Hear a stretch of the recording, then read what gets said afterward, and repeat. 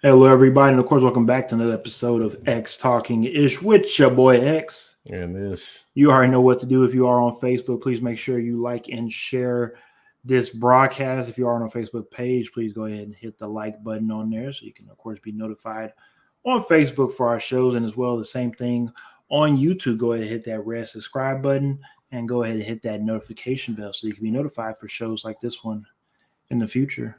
ding. Thank you for that, Ish. And as well, if you are on Twitter, go ahead and check us out on Twitter, X Talking Ish. You can go ahead and, of course, view us on Periscope. I'm going to go ahead and retweet it on my personal page at X_Williams81.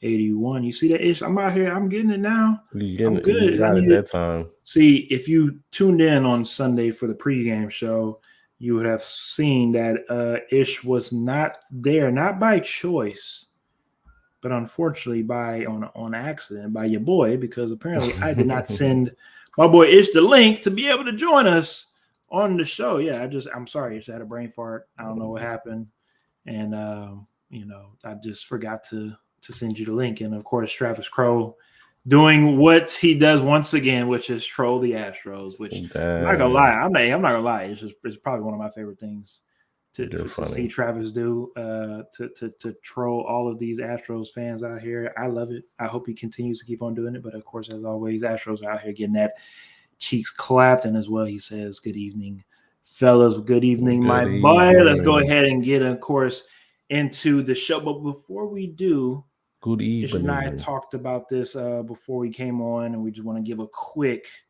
RIP to Takeoff. Of course, we are located here in Houston, and of course, we know obviously about the news of Takeoff, and not about to get too sentimental, but Ish, I know you and I, we obviously listen to the Migos. It wasn't one of those things where we grew up. No, like we've been listening to the Migos obviously in our adulthood to where we know where they started, we know where they are now, and another one of those unfortunate, senseless acts of violence that just honestly, I'm very just tired of saying RIP. I don't know about you. I mean, it doesn't matter if it's rappers or entertainers.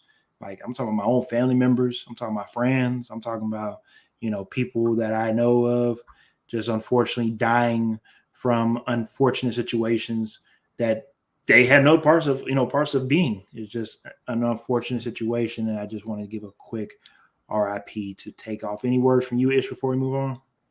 Yeah, I mean, like you said, just senseless. Just at some point, we just got to get tired of this. I mean, I know when I woke up this morning, um, I was doing drinking my morning coffee, scrolling through Twitter, and I saw it, and I was like, this looked like another one of those little fake posts that people be making. And unfortunately, as the day went on, and more people started confirming it, and it was just like, for one, it's upsetting just to continue to have these situations happen, especially the people who, a lot of people will say, quote unquote, made it out, and then only to die from gun violence. And then on top of that, just like in our city at that, it's just not a good look, for the city of Houston. Just more nonsense here. But hey, man, hopefully we will figure this out at some point and we can stop with all the nonsense. 1,000% agree on that one, Ish. And again, like we said, we want to give a quick RIP to Takeoff and, of course, the Migos crew. So, with that being said, we're going to go ahead and jump right into the back into the football things, and we will start back off where we pretty much left off Sunday morning in regards of the Denver Broncos and the London Jags. Um, even though the Jaguars played at quote unquote a home game because they were back in London, the Broncos were able to find a way to pull this one out and actually make the right moves in late game clock management in regards of not just Russ Wilson, obviously, but Nathaniel Hackett doing the right things to be able to secure this victory and be able to surprisingly upset the London Jags ish. Yeah, they upset the London Jags at home. There's really not much else that can be said about it. Um, the Jaguars are just one of those teams right now that there are a couple teams right now that you just don't know what you're getting from them or what to expect from them. And the Jaguars are definitely one of those teams. They're kind of they look good at one point, then they don't look good the next moment. I just don't really know what to expect from them. Now they're making big trades and everything. They keep acquiring pieces, but at some point you got to build the culture to win. And yeah, it just wasn't there for them. Denver played a good game. I wouldn't say a great game. They played a good game, and maybe somehow, some way, Denver starts to build some sort of momentum and turns things around as the season goes on. I don't know. I'm not really holding my breath about it, but hey, good win for them. Yeah, I mean, most of the noise, of course, going into that game, besides going to London, was the way that Russell Wilson was handling his, I guess, his injury on the way to London in regards of him working out on the plane. Let's just be real. A lot of people know anything that Russell Wilson do, it's usually amplified because it's Russell Wilson, and he had to get a win. I mean, I think he had to get a win to be able to shut people up just for a little bit, because if they're just going to continue to keep nosediving, I mean, it's just not going to be a good look on the whole everybody on from Russell to the coach to, of course, the organization. It just was not going to look good this first year. So hopefully the Broncos, at least they can continue to maybe keep on winning. Obviously, the Broncos made some more noise in regards of trading away one of their better defensive pieces, and we'll talk about that later on when it comes to the trade deadline and teams making trades to try to position themselves into either a playoff spot or maybe even a Super Bowl run. We move on to the NFC South, and at the moment, the Atlanta Falcons have a playoff spot in the NFC. This game, the Panthers versus the Falcons, determined who was going to be in first place in the NFC South. At one point in time, a very, very point in time, like 1 second, like literally 1 second, it looked like the Panthers were going to find a way to take victory from the Falcons with a late Hail Mary throw from our boy, the probably should be the poster boy for the XFL, PJ Walker. I mean, throws an absolute amazing throw, Man, that was a to dime. tie the ball game. But let's remember, everybody, apparently extra points are not guaranteed anymore in the NFL like they used to be. And of Well, it was course, a long extra point. well, this is very true. But again, you get paid to kick the football. Make your kicks. So I did want to address that. I did want to address that. Let's talk about it. So I did want to address that because number one, he shouldn't have been penalized. He was off the field when he took his helmet off. So that's one thing. I see a bunch of people, like Travis, said he shouldn't have taken his helmet off, but he was off the field when he took his helmet off, so he shouldn't have been penalized. That's number one. Number two, I agree with you. You get paid to do one thing. You get paid to do one thing. We know. Look, we as football players, we know what kickers do. Ball all in between the dang goalposts. That's all I'm saying. That's all you're paid to do. And this man missed three. He missed three in the game. He missed one earlier in the game. Then he missed the one to seal the game. And then he missed the game-winning one in overtime. Like, I was perplexed because I started to pick up on this game. I had been watching the whole day because I got D'Onta Foreman on my fantasy team. So I've kind of been watching the game throughout the day. And I thought the Panthers were going to win this game. Throughout the whole game, they kind of seemed like the team that just had the momentum in the game to win this game and close it out.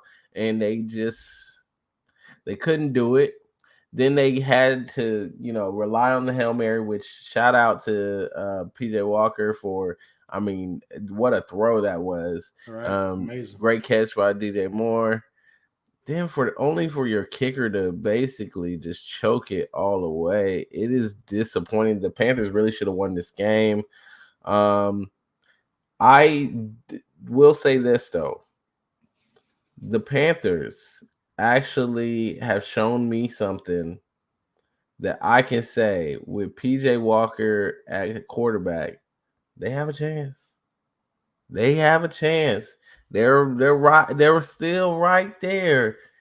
Unfortunately, that's just how bad that division That's is. how bad that division is, really, seriously. But I mean, he's since he started, he has kept them in these games.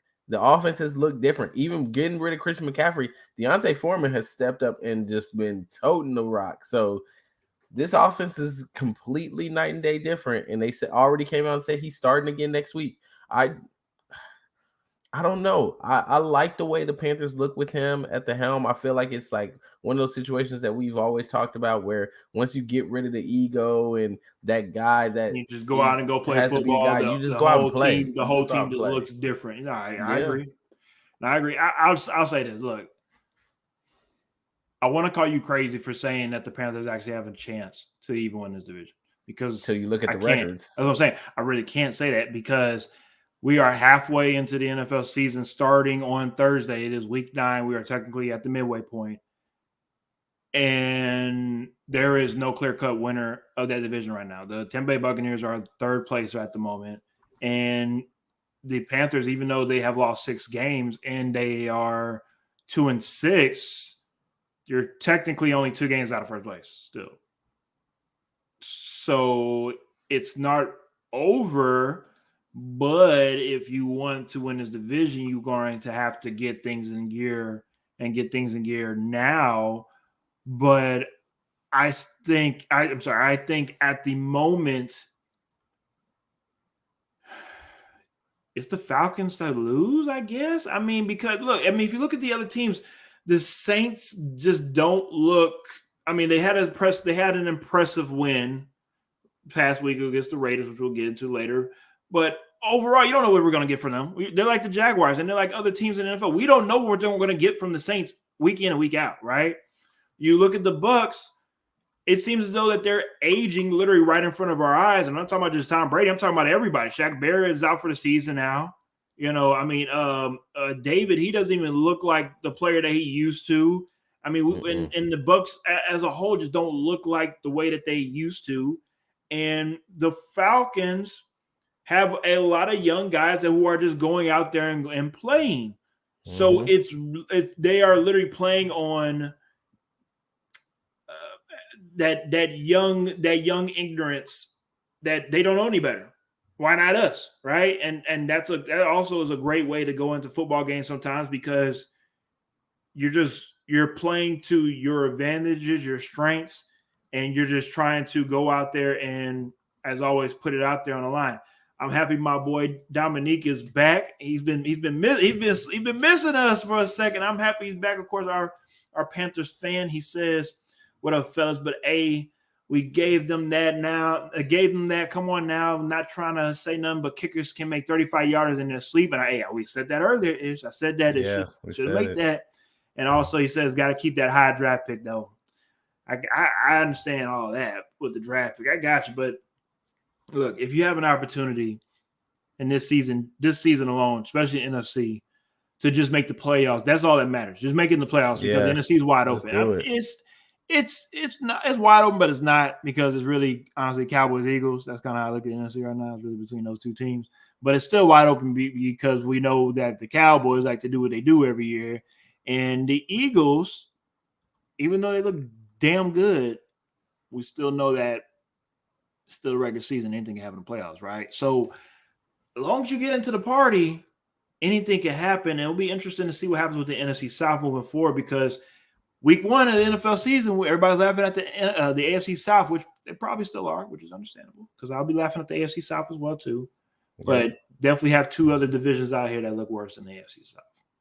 So let's go ahead and move on to a slobber knocker of a game. A game that's honestly wasn't even close. Cowboys took care of business as they should against a weaker opponent, and at the moment, the Cowboys looks like we're obviously are not going to talk anymore about Cooper Rush.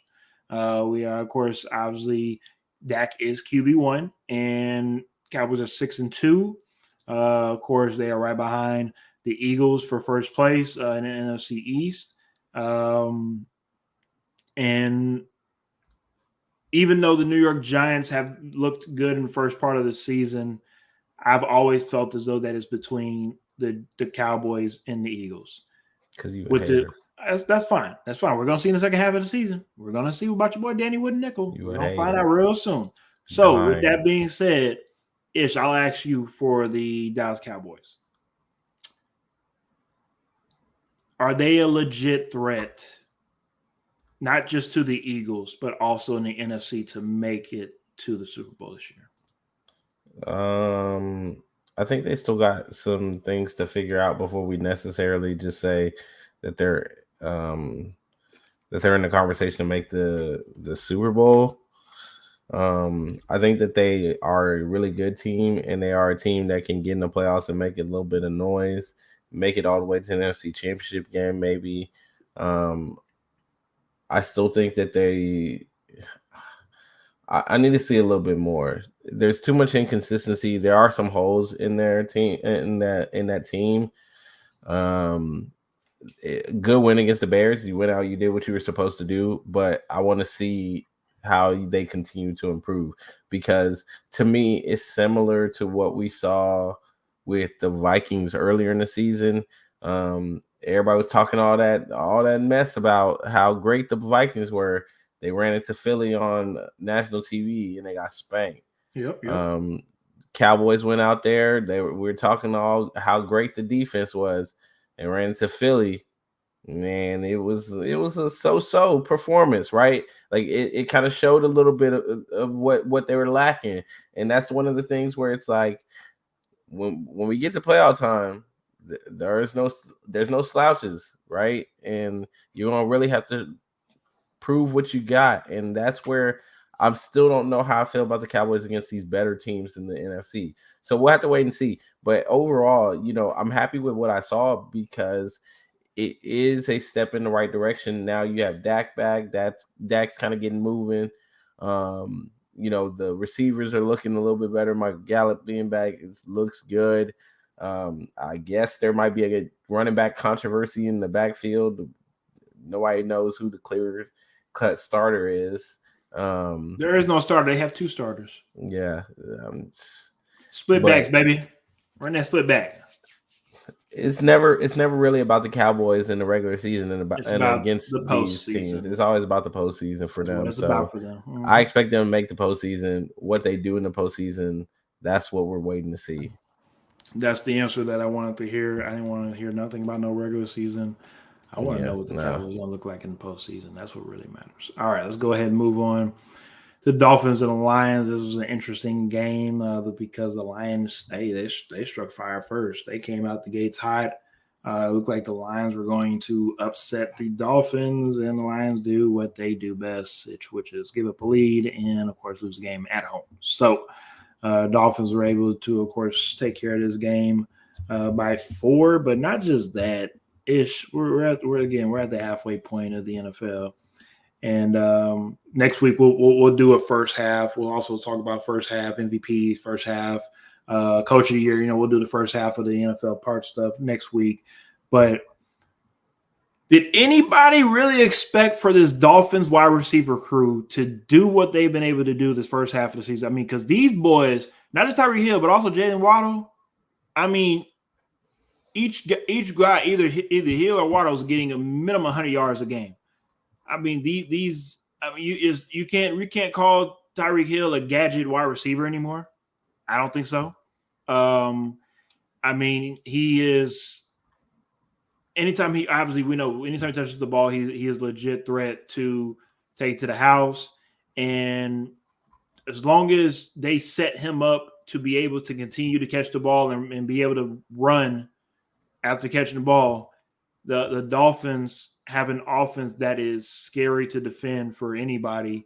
And the only really team that's in front of them within their division, I should say, is, of course, the Buffalo Bills. That is still the boogeyman within their division, to where they're still looking up. So didn't they beat their boogeyman earlier in the season, though? We're going to do this. Yeah. We're gonna do this.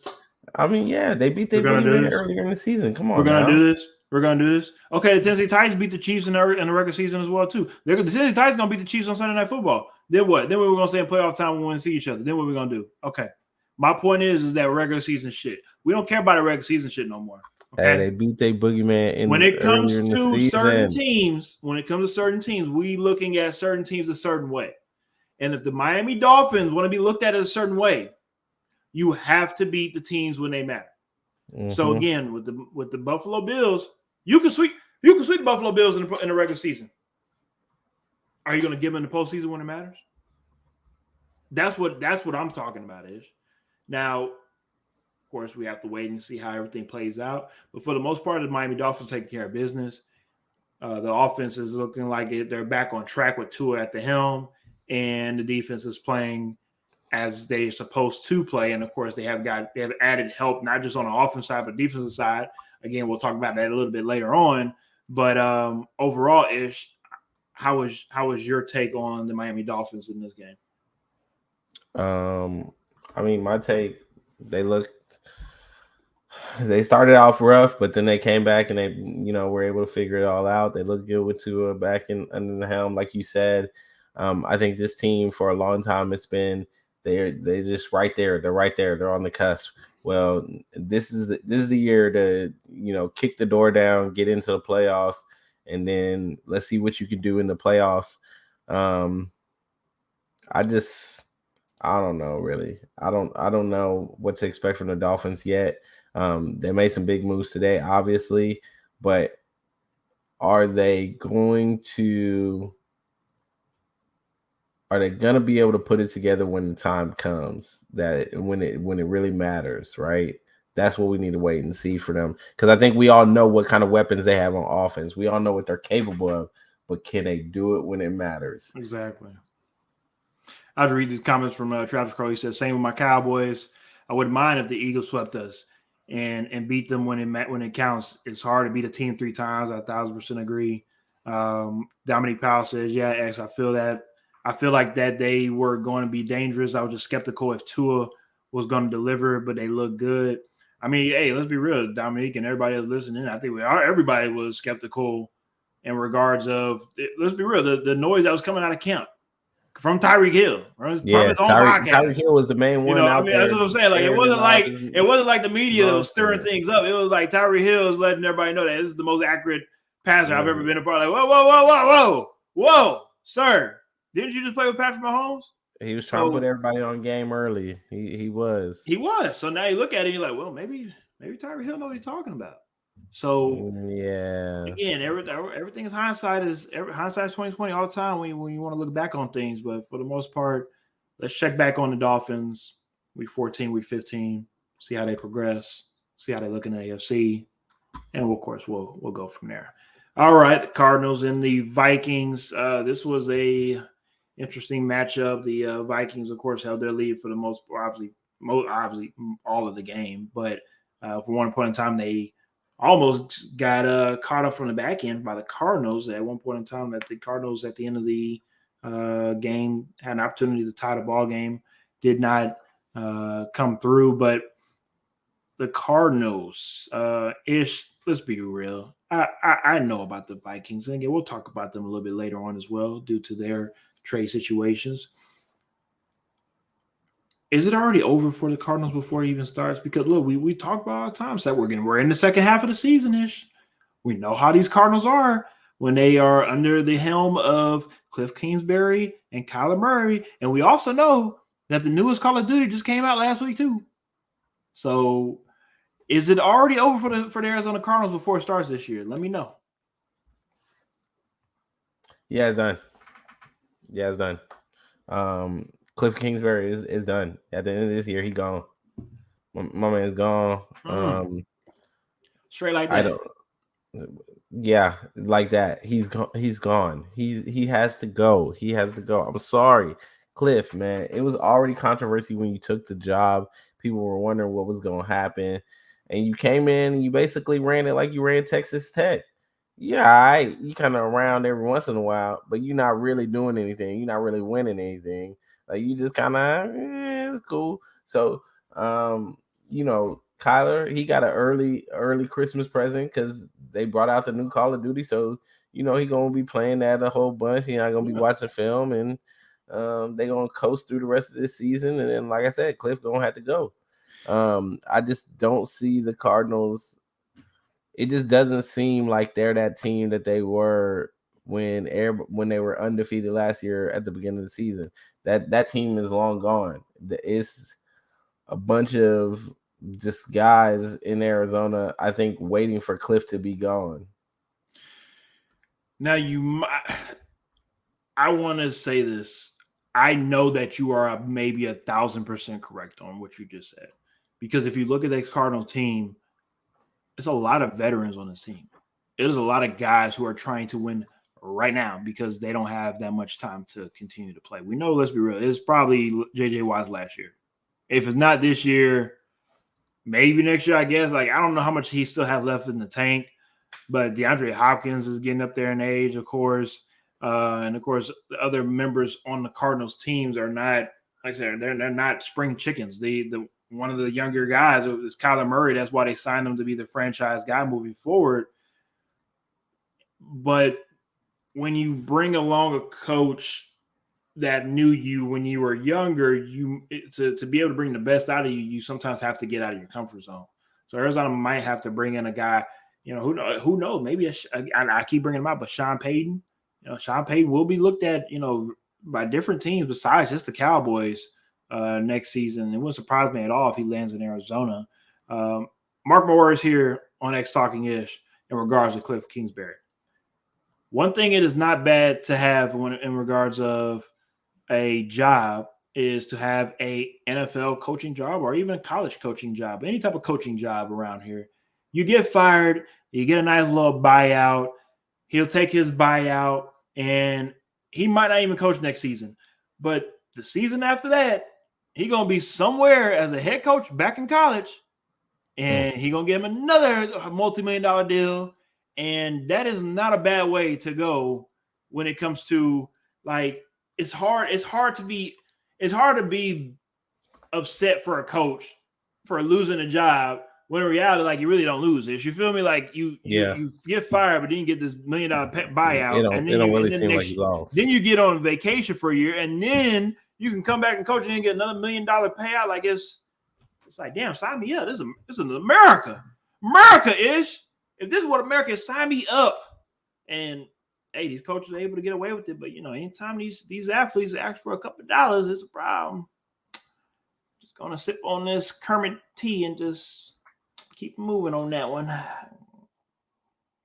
Yeah, you wilding out. I'm just saying. All right, let's go ahead and move on to the Raiders and the Saints. And just like this game, it ain't too much to talk about. A donut, a zero, a big old stanker. And just like I asked you about the Cardinals, I don't have to ask you about this one, Ish. I'm going to tell you right now, it's over for the Raiders.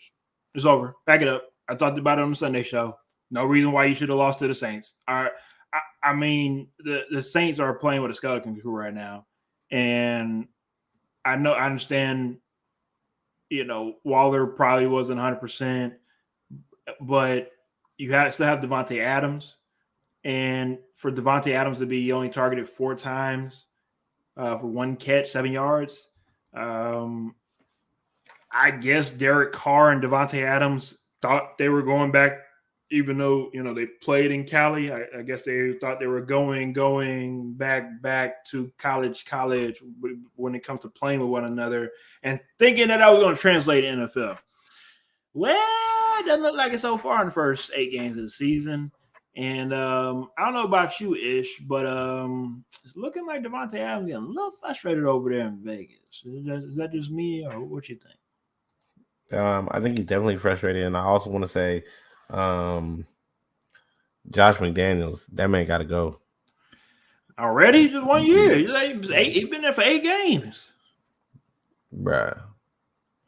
When you take a team that last year made the playoffs, and they added pieces to that team, it's not like they went out and got significantly worse. Like, this isn't the situation that I think Todd Bowles faces in Tampa Bay, where clearly they got older and got worse than what they were, right? Like, no, this team went out and got better. They got more pieces. They re-signed the people they needed to re-sign. And you're doing this with them? Yeah, you need to go. You are no Bill Belichick, sir. You might have thought you were Bill Belichick, but you are not Bill Belichick. You need to go on right back to New England, go under your pappy wing, and go hang out with him over there. Because on your own, sir, it is not looking good for you. So what you're saying is another $1 million buyout. Yep. And then he get to go back and coach once again as an OC and get another. Well, you know how the Patriots are cheap. They'll give him, $1.4 million deal or something like that. But yeah, that's the Raiders for you in a nutshell right there for this season. Just doing what they do best, which is just waste another season. Gone. All right, let's go ahead and move on to the Patriots and Jets. And Ish, I want you to start this one off first because even though you wasn't on the show on Sunday, I knew you were going to hype up the Jets. I knew you were going to hype up your team. And I want to know what happened because they not, no pun intended, take off of LaGuardia to win this game. I'm pretty sure I picked the Patriots to win this game. And I picked the Patriots. Well, sir, you wasn't on the show on Sunday, so I mean, yeah. Well. No. I get what you're saying. I know you thought I was gonna be behind. I thought you were, yeah. But since you picked the Patriots, I understand the win, but no. Not about the Patriots right now. It is about your about the Jets. I need to talk to you about your Jets, sir. No, they were playing their boogeyman. I knew it going into the game. They're playing their boogeyman. This is what we're doing. Playing against Bill. It never really goes well for the Jets playing against Bill. Zach Wilson against a Bill Belichick scheme. I knew it probably wasn't going to be that great. He was seeing ghosts out there. That's what it was. He was seeing ghosts out there. The only caveat I do want to say about this one, because I almost did pick the Jets, bruh. If y'all get Mac Jones the hell up out of here and start my boy Zappy, like I'm done with Mac Jones. We seen what Mac Jones can do, and even in this winning effort, it didn't look good. It wasn't convincing. I want Zappy. I don't want Mac Jones. I had people run up on me on social media in regards of Mac Jones not starting anymore. I'm just like, I don't know what y'all see in Mac Jones. Like, I don't know. He's good. Don't get me wrong. We already seen him. No, he's not even good. No, I don't want Mac Jones. Give me Zappy. Zappy has a higher ceiling. Zappy can make better throws than Mac Jones. The offense looks more electric with Zappy back there. With Mac Jones, I'm just over there like, oh, another Patriots drive. Goodness. That's me watching the Patriots games with Mac Jones back there. They need to start Zappy. I'm done with it. All right, as always on X Talking Ish. If you want to be happy, go ahead and start Zappy. All right, then let's go ahead and move on to, of course, as always, one of my favorite teams that combine into one of the good old Steagles. Went ahead and played against one another for the Battle of Pennsylvania. And as we assumed it would be, the Eagles took care of business at home. And besides just taking care of business, A.J. Brown every weekend is going to remind Titan fans that the Titans organization made a very huge mistake. I knew it was going to happen. I told people, nobody wanted to believe me. The Hayden-ass Titan fan base wanted to say he wasn't going to play all season long and he was going to get hurt and this, that, and the third. See, the problem with Titan fans is that most of them, not most of them, but some of them come from, rural areas of Tennessee and do things that are not what we call illegal drugs. So sometimes they talk out of their necks and they say silly things. Like hey, I tell you, this is our show. I keep it real on here. I don't sugarcoat. I don't lie to y'all. I'm letting y'all know right now. Some people out here that need to be looked after when it comes to doctor help. So with that being said, A.J. Brown does what he does, and that is score 3 touchdowns within the first half. Wasn't even halftime yet. And took care of the Eagles. Took care of the Steelers before the game even reached halftime. Ish. Are the Eagles clearly the best team in the NFL? At this time, yes. At this time, yes, they are. And I know some people may say Buffalo, but no, I think at this time you got to look at the Eagles and say the Eagles, they're undefeated for a reason. They are a really good team, and every time that we have, said, oh well, here's a test for them. Well, they've only gone out to handle those tests pretty convincingly, right? I noticed. I know the second half of the Cowboys game wasn't that great, but that first half it allowed them to kind of take their foot off the gas. Yeah, it took care of business. Yeah. So to me, it's like until they lose or until they play the Buffalo Bills and the Bills beat them, I'm gonna say yeah, right. As of right now, the Eagles are the best team in the league. Yeah, I mean, I have to agree with you. Like you said, the Bills, the only other 6-1 team would be the Vikings, and I'm pretty sure nobody. Let's be real, nobody takes Kirk Cousins seriously within that conversation, which is understandable.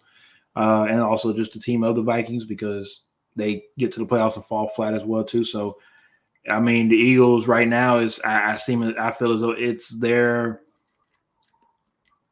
second half to lose. If you can take care of business in the second half and maybe lose 2 games, because they're going to lose a game. They're not going to go into the postseason undefeated. Oh, I agree. It's not going to happen. So who are the teams that's going to upset you and win? Or is it going to be 2 losses at the end of the season where you're resting players and you don't care no more, which is honestly probably the best thing to do? Or are you actually going to come out here and compete against a team that's, trying to compete against you and you actually lose and you have to look at yourself and say, we're good, but we lost today. Maybe we need to go reevaluate some things and go from there. Because, let's be real, every team has to lose. I know it sounds crazy, but you losing helps you go back you need to lose, retool something and learn how to, if you're in this position once again, how to get out of it. Handle that adversity, yeah. Exactly. And I mean, I think the question is, how do they lose? What does it look like when they lose? Like, I think that's the biggest question right now is like, when they lose, are they getting exposed? Or when they lose, are they losing to a good team in a hard-fought game, right? Like, that's what we're waiting to see. And if it is, that they just lose to a good team in a hard-fought game, then I think you come away encouraged by that, right? But if you end up getting exposed and you get spanked by a team, then it'll hurt morale, number one. Number two, it will give teams the blueprint that they need. And we all know come playoff time is different. We always say it becomes a whole different ball game. And when teams have that blueprint on you, whether you lose 1 game or 2 games, once they have that blueprint, playoff is 1 win and you done, 1 loss and you done. So that's all they need, right? But I do have a question for you just before we change the subject here. What's up? I know you picked the Steelers to go to the playoffs. Are they going to have a winning record? I respect you for bringing that up. I also want to say fuck you. But no. This unfortunately might be the end of Mike Tomlin's streak. You're just in too deep. No Drake pun intended. But right now sitting at 2-6. I don't think you even flipped the script for the second half of the season to go, 7-2, to have either a winning record. I mean, 9-8. I just can't see you going 7-2 in the second half of the season. So I mean, unfortunately, that streak is probably going to be over with. But again, it's the NFL. Like that. First of all, that streak was long enough in regards of like respect to Mike Tomlin to be able to have that streak for that long. Bill Belichick just had a bad season last year, right? I mean, every coach is going to have some type of bad season or losing season or whatever. It's about, obviously, like we just talked about earlier, learning from it, hopefully getting better from it, and we'll see the Steelers next year. I, of course, look stupid picking them to win the division. I have no problem taking that L. But I thought Mike Tomlin would be able to rally the troops and try to make a run, but I guess not. Travis Crowe says, maybe he can come to his hometown on Thursday and get nervous and lose. And of course, he's talking about Jalen Hurts. He's laughing because he even knows in his heart that Jalen Hurts, the one thing he does not do is get nervous. That boy is cool, calm, and collected under pressure. It seems as though he's been doing that since Channelview days, Alabama, Oklahoma, and of course now with the Eagles. Travis Crow also says highly doubted though in regards of course the Eagles, and then Dominique Powell says Eagles NFC championship, and I'm assuming he's talking about at least to the championship game. And as always, we'll see who they match up with to see what happens from there. All right, let's go ahead and move on to the Titans and the Texans here, of course, in Houston, Texas. I was lucky enough to be able to go to that game with my father. Had a nice little father-son Sunday fun day. I appreciate, as always, my father for taking me to the game. And I was able to witness a little history. Of course, we were able to see Malik Willis's first start in the NFL. And, of course, we also was able to see, yet again, Derrick Henry run for another 200 yards and 2 touchdowns, not just on the Texans, but in his career. And in his career, he now has 6 games of 200 career rushing yards and 2 touchdowns.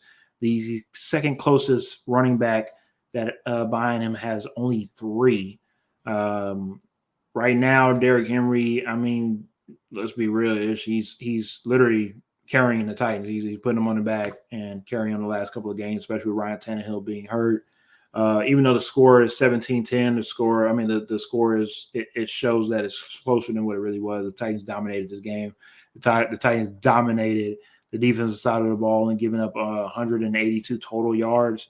To watch that defensive performance helps me sleep at night knowing that at least the defense is going to come and show up to play for the Titans. What it comes down to with the Titans is, will the offense show up and will they show up in the playoffs? I mean, right now with this win against the Texans, they're going to win the division. That's done with. Now it's about playoff seeding within the AFC, and then, of course, matchup within the first round. And it's about getting over themselves. I mean, the Titans are their own worst enemy, and they didn't make a move during the trade deadline. And we'll see what happens with them moving forward with the team that they have. Because right now, I don't feel like it's enough. But again, we'll see what happens moving forward. Ish, your take? Like you said, Titans gonna win this division. At this point, it's another case of getting prepared for the playoffs, making the right moves before the playoffs, staying healthy, just building on this momentum and taking it into the playoffs, and then trying to shock people, because I don't think anyone right now believes in the Titans to make it far in the playoffs. And so they can use that to their advantage to do what they do best: run the ball, play action, and just play scrappy defense. I mean, let's be real though. The Titans play better when they are the underdogs. They play better when nobody believes in them. They play better when they ain't supposed to be here and all that stuff. They just do not play well when they are expected to win. When they are the number 1 seed in the AFC South, like last year, AFC as a conference, they nut up. When they are projected to do well in the season, they find a way not to do it. And maybe the Titans need to continue to be looked at as, looked down upon, or nobody expects y'all to do anything because you have Buffalo and Kansas City and Baltimore, that of course will help them moving forward. But I just know when I look at other teams, I mean, we just do not have enough firepower to keep up. That's my problem with Tennessee Titans, but we'll see what happens. Travis Crow says Titans need to be petty and wear the Oilers uniforms when they play in Houston. I 1,000% agree. They actually plan on doing that. I know I don't know too many people know that or not, but the Titans plan on wearing those Oilers uniforms next season. When will they be wearing them? I do not know, but most likely it will be a home game. I'm pretty sure it will be a home game for them when they wear those. But I would love for the Titans to wear that against the Texans. And Dominique Powell also says, I know you was worried at first, X, but yeah, I'll bounce back. You're not wrong. The main reason why I was worried is because Malik Willis, he looked okay. He didn't look amazing. He didn't look great. I understand it is his first NFL career start. I'm not about to take any of that away from him. But to have only 76 total passing yards. Of course, we already knew going to the game it was going to be run. But I just need to see more from Malik Willis. I need to see more from him. If he does get more starts in this season due to Tannehill being hurt, I hope we can see more. But for right now, I just got to see more to evaluate. All right, Commanders versus Colts. I don't know about you, but this is not too sexy of a game. I don't think too many people really want to talk about it. I didn't even watch it. Don't even care about it. Commanders obviously, of course, won this game by a point. The main talking point that came out of this was the Colts did relieve their offensive coordinator of his duties. So I mean, I guess they're starting to put the blame on somebody in regards of why the Colts are just not looking the way that they probably should look this season. So they're trying to get rid of somebody to maybe make a shakeup of things within the organization. Will that help the Colts in the second half of the season? To be honest, I don't know, and I don't really care because I don't know about these Colts. I don't know what they got. I don't know their mentality. I don't know anything about this team right now. They're so far away from what we expected them to be that who knows? Spoken like a true sportsman that knows about this game. I respect it. All right, 49ers versus the Rams. And like I talked about this game on Sunday, I didn't understand why this game was considered an even game because the 49ers definitely took care of business against the Rams. I picked the Rams to win this game. And, of course, as always, hindsight's 2020. And this was a very bad pick from myself. Ish, I'll let you take this one first. Yeah, here go another game of people playing a boogeyman and losing because everybody knows the history between these two teams. And yeah, the 49ers just have Kyle Shanahan and the 49ers just have Sean McVay and the Rams number at this point. Like they just can't beat them. They don't know how to do it. It's hard for them to figure it out. And the one takeaway I really have from this game, if I'm just being honest, we kind of talked about it before. And while it sounds good and everybody's laughing and giggling right now, oh, Christian McCaffrey, first player with the trifecta. The trifecta. I said it, and I warned everyone when they first made the trade. Don't say it. Kyle Shanahan gonna try to get too cute. He's gonna start overthinking this nonsense. He's gonna be doing all sorts of weird gadget plays. And sure enough, I mean, it only took 2 weeks. Him 2 weeks before he was like, "Hey, man, we're gonna have this guy throwing the ball, passing the ball too." Yeah. He came in the first practice like Kyle Shanahan said, "Hey, you can throw the ball too, right?" I mean, don't worry, we got 4 sets of plays already ready for you. We're joking about it, but the thing is, it's cool and all in a win, but let this man end up throwing an interception. We saw that with Amari Cooper. Amari Cooper did that in the Browns game. Like I'm just saying, like, dude, it's cute right now, but that's not how you win. That's not how you win a championship, right? Like the gadget nonsense that he's doing is not how you win a championship. Like you need to make sure that the offense is running on all cylinders in the regular packages before you start doing all this creative nonsense. And that's the one concern I have for the 49ers moving forward. Are they going to be this new gimmick team? Basically, is this the reinvention of the damn Wildcat where, you know, the Dolphins brought out the Wildcat and then everybody was like, oh, the Wildcat. And it became this like running joke the rest of the season. Is this gonna be a repeat of that where they just gonna start doing all sorts of weird stuff with Christian McCaffrey? I don't know, but that's my concern right now is just that I think that they won the game, but I don't know how far they make it if they keep it up with just all the gadgets and knickknacks and moving players here and there and everywhere. Don't forget about the knick-knack and the patty wax and the give a Hmm. dog a bones. I mean, you can't forget about those though.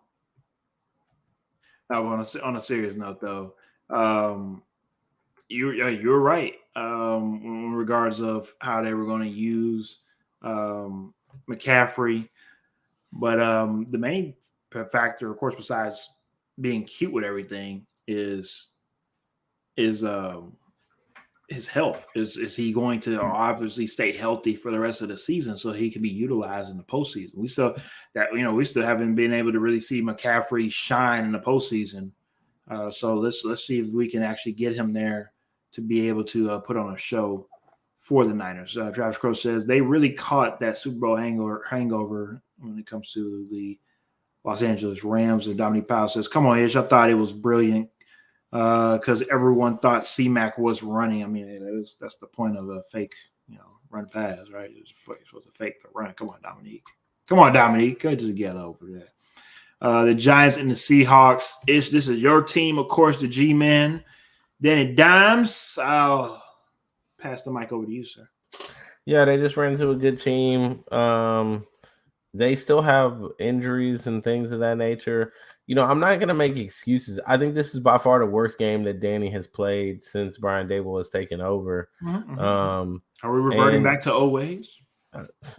It could be I'm going to give it a little bit more time. I don't want to overreact from one game and say that he's reverting back to old ways, but there are definitely some things that he needs to clean up in there. Some decision-making problems that I saw in the game.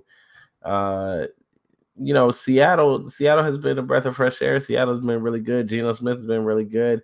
I'm excited to see what Seattle continues to do. I mean, they're leading the division right now, which I don't think anyone in their right mind thought that was going to happen before the season started. And I think they can win the division, if I'm being honest. I agree. So I'm excited to see where Seattle continues to go. For the Giants, I think that you lost this game, but I'm looking to see how you respond in your next game, because that's going to tell us a lot about you, or whether you are a pretender or if you actually are truly a contender. So we're going to have to wait and see. But this by far was the worst game Danny has played since Brian Dable took over. Yeah, I mean, I'm be completely honest with you. Let's be real. The story of this game was Geno Smith, and Geno Smith continued great play for so far the first half of the season. I mean, we've talked about for the last couple of weeks Geno Smith winning comeback player of the year, right? I think it's seriously time to start putting Geno Smith in the MVP mix. Yeah, call me crazy. Go look at the numbers. Passer rating of 107 at the moment, 11 touchdowns, 3 interceptions, 1,700 yards pass. I mean, Geno Smith is balling. I know it sounds crazy, but I will be the first to say it. I want to put Geno Smith in the MVP mix because, like you said, Ish, who expected the Seattle Seahawks at the midpoint of the NFL season to be first place in the division? Nobody. Even Seattle fans probably wouldn't even expect that. So, with that being said, great job by everybody there, offense side of the ball, defense side of the ball, and of course, coaching staff, and of course, organization for putting those pieces for Pete Carroll to continue to keep on moving. Now, I will say one thing, because I want to say there were shots thrown, but there were some quotes thrown out there from Tyler Lockett when he spoke about, because we know how media likes to use certain quotes. He says, "It's amazing what a team can do when there's no ego involved." All right. Again, I don't know who he's talking about. I'm just putting that quote out there.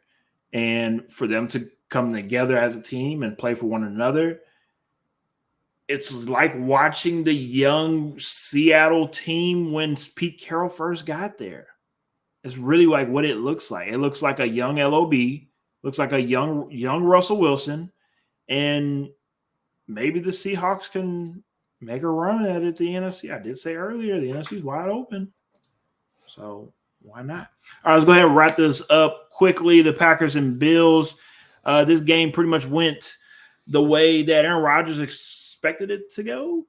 Lost by 10 points. Now, if you did, of course, take the points. Hey, you won you some money, but 10 and a half. Ooh, that's a doozy right there. Ish, any comments for this game? Nothing really to say here. We all thought that the Packers were going to go in there and get beat, and they went in and got beat. Yeah, I mean, again, ain't really too much to say. We know who the Bills are. I think we're starting to get to know who this year Packers are. I don't think it's too much. No much to say about that. I don't think the Packers. I think the Packers are at a point where they're too deep in a hole in the NFC North to try to catch up to the Vikings. Like, it's not in the cards this season. So maybe next year, Aaron. But look at the bright side. At least you get an early vacation. You got to worry about losing an AFC Championship game, anymore. So win-win. It's a win-win, Aaron. Monday Night Football, of course, the Halloween edition. The Bengals took on the Browns, and the Browns seems as though they still have Joe Burrow's number. They are 4-0 against Joe Burrow, playing against him as a starting quarterback, and the Browns win this game pretty decisively-ish. I just don't know about these two teams. Just are. I'm gonna just chalk this up to it being a divisional game. And I felt the exact same way. I felt the exact same way because I know I never picked the Bengals, and I just the Browns just the Browns just. I mean, I don't know who they are. I don't know who they are. I don't. I agree. So. It's hard to know who they are because every week it's so erratic. Like you just don't know what you're getting from them. You don't know what Browns team is going to show up. You don't know if they're going to be able to score points that week. So to me, I just don't know. The Bengals, same thing. Like I just don't know what to expect from these two teams. I'm going to chalk it up to it was a divisional game. Yeah, 1,000% agree. I picked the Bengals. And obviously they led me down. Peace out to Travis. Of course, he's probably past his bedtime and he has to get ready for work. So we appreciate you for always tuning in to the show. We will see you on Sunday. And before we wrap up this show for tonight, of course, we will have to talk about the trade deadline and some of these major trades that went down. A lot of action moved going around. Some trades a little bit more impactful for this year. Some trades maybe impactful. Leaving work now. I respect that on that late night grind. Always. Be safe on the way home. There's some trades that may be impactful for next season, right? And of course, in the first trade I'll talk about is Calvin Ridley to the Jaguars. Even though he is still suspended for his unfortunate bet or whatnot. Nonsense. He's out still for that. But once he returns, it'll be a Jacksonville Jaguar. Seems as though that they're trying to give Sunshine as many pieces as he possibly can. This is another pretty good piece. Does he need another receiver? Well, that's what I was going to say. I mean, does it really make the offense or does it make the team as a whole like that much better? I mean, and it's not just this year. I'm talking about for next year. Like they still have more and more holes that they need to fill besides wide receiver group. But one thing about the Jacksonville Jaguars, I mean, they spent a lot of money in the offseason, of course. We're seeing how that's translating. It's not translating at all right now. And I don't know what direction they want to go. I mean, yes, they do have a better coach, Doug Peterson, but they still the same old Jags. They're 2-6 at the moment. And what's the plan for moving forward, Ish? Yeah, I don't know. I don't know. I was perplexed because I don't know that he needs another wide receiver at this moment. But okay, sure, whatever. Yeah, I feel the exact same way. Now let's move on to a team that probably needs some wide receiver help, but they are also having a fire sale and letting everybody else move along to other teams. And Chase Claypool comes to the Bears to help out Justin Fields. But let's be real, Chase Claypool is not that big of a splash that's going to come into the Bears and just change up the whole offense in general. No, he's not the kind of receiver they need. I mean, to me, it's a similar situation in Baltimore where you don't have a true number one, and then you went out, you got a guy that like he's not a world beater. He's a guy that he's decent. He's gonna run some good routes for you, maybe get a couple catches, but he's not the kind of playmaker that you really needed on this Bears team. So I'm confused, same as the first one, and I'm interested to see how this works out. Especially because before the bye, y'all weren't when it really just y'all really didn't want to throw the ball with Justin Fields. I know that they've kind of done some different things since the bye, and he's looked a lot better.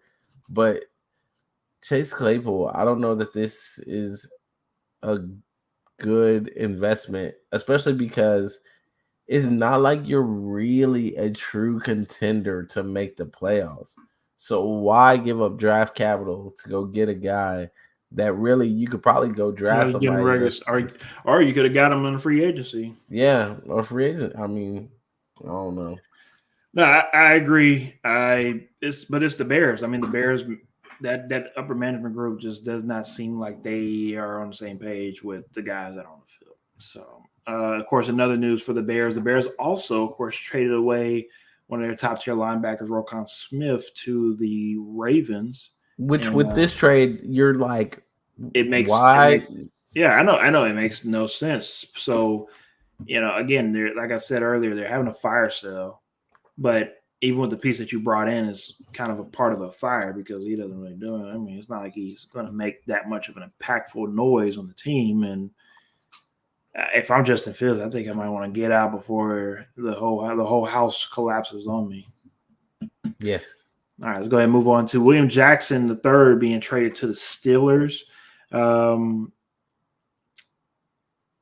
He's battled some injuries lately, and there were some jokes and some talks on social media in regards of maybe he was not playing well for the Commanders on purpose so he can get moved, and maybe all of a sudden once he becomes a Steeler, who knows? Maybe he just might know how to play football at a high level once again. What do you make of this trade-ish? Well, if you were trying to get moved, I don't know that you necessarily want to move to the Steelers. Well, again, maybe it's not for this season. Maybe it's for next season. Maybe they get everybody. I mean, I guess it's for next season because Steelers not very good this season. So I don't know if this was what was holding them back. So I mean, I don't know that corner play is what was holding them back. So that's where I'm a little confused about this one. I mean, it's a good get. He's a good guy to have on the team if he plays well. But at the same time, I just feel like there's so many other things you should be focusing on at the moment if you're the Pittsburgh Steelers. I don't know that we necessarily need to go out and get him right now. But all right, now let's talk about some teams that actually made some being able to make some trades that allow them to maybe make a second half run to also maybe make a Super Bowl run as well. We'll start off with the Dolphins. They make a trade for Bradley Chubb and also Jeff Wilson. Jeff Wilson, another Niner off of the Niner tree with Mike McDaniel, comes down to Miami to help with that running back group. And then, of course, Bradley Chubb. I mean, for him to be able to come and help with the pass rush over there, that's amazing. And it seems as though also they want to make sure they're able to get down that boogeyman, Josh Allen. So they need some more pass rushing help. Ish, with these trades, does this make the Dolphins that much? Does it make the league take the Dolphins that much more seriously? I think people were already taking them seriously. I think this just kind of solidifies them as ready to make that run, ready to really compete with the Bills. And to be honest, they're the clear-cut winners of deadline day this year. They're the clear-cut winners of the trade deadline. They went out, they upgraded themselves. Bradley Chubb is a big upgrade, a big win for them, and Jeff Wilson is going to help only bring more speed to that offense that plenty of people probably thought couldn't get any faster, right? So, it's gonna be hell to face this team come playoff time. 1,000% agree. Let's go ahead and move on to the Buffalo Bills. They make a move for Nyheim Hines from the Colts ish. Yeah, I think this was a decent pickup, but I'm not too excited about it. I mean, he brings a little bit something different than Devin Singletary, but at the same time, he's kind of just like I don't know. He's average to me, and there's nothing wrong with him being average, but I don't think it's that world beater that you thought you were getting. I looked at this as the Bills were trying to do, or I should say, I think they kind of lost the sweepstakes on trying to get Christian McCaffrey, on trying to get Yeah, I agree. Alvin Kamara, because it They seems also could have gotten Kareem Hunt too. they Kareem could Hunt was have. No, available you're too. 1,000% correct. You're right. But let's be real. I think a lot of people are still looking at Kareem Hunt, in conscious matter. That just I kind of see that because he was saying he wanted to get out, and You mean they don't want him kicking anybody at hey, the team hotel? might not. But with the Bills, it seems though they've been looking for a running back since before the season started, right? Yes. And it seems as though that they wanted that one more running back piece to finish off the Infinity Stone Gauntlet to Yeah. make an amazing offense for the Bills. So you missed out on McCaffrey, you missed out on Kamara, you missed out on Kareem Hunt, and you kind of settle with Hines. Hines isn't a bad running back, but he's not like you said, that world beater, that great running back that you might need to be able to push you to the next level on that offense. I think he's a good fill-in, another replacement running back, but I don't think it takes the Bills to another level. All right, let's go ahead and wrap it up with TJ Hawkinson to the Vikings. I know this isn't a sexy trade, but this is, I think, probably the most interesting trade out of all of them. I mean, the Lions trade one of their better offensive pieces, not just to a team, but a division rival, and the division rival that's leading the division at the moment as well. What do you make of this trade? Because I was a little dumbfounded on this one. Yeah, Irv Smith is out for an extended period of time, so the 8 Vikings to 10 weeks. Yeah, so the Vikings really needed to replace him, and I was just surprised that they were able to find that replacement in the division because typically you don't see those kind of moves happen. So that was very interesting, and I'll be interested to see how it works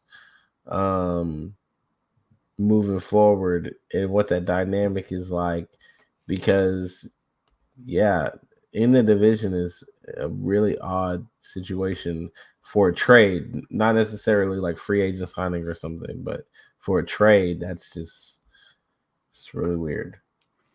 Yeah, I agree. I mean, I think it's a great plug and play guy, and I wouldn't say he's better than Irv Smith, but I mean TJ Hawkinson's nice. There's some people that will definitely classify him as a top 10 tight end and might not classify Irv Smith as a top 10 tight end. So if anything, you might have low key kind of upgraded at that position.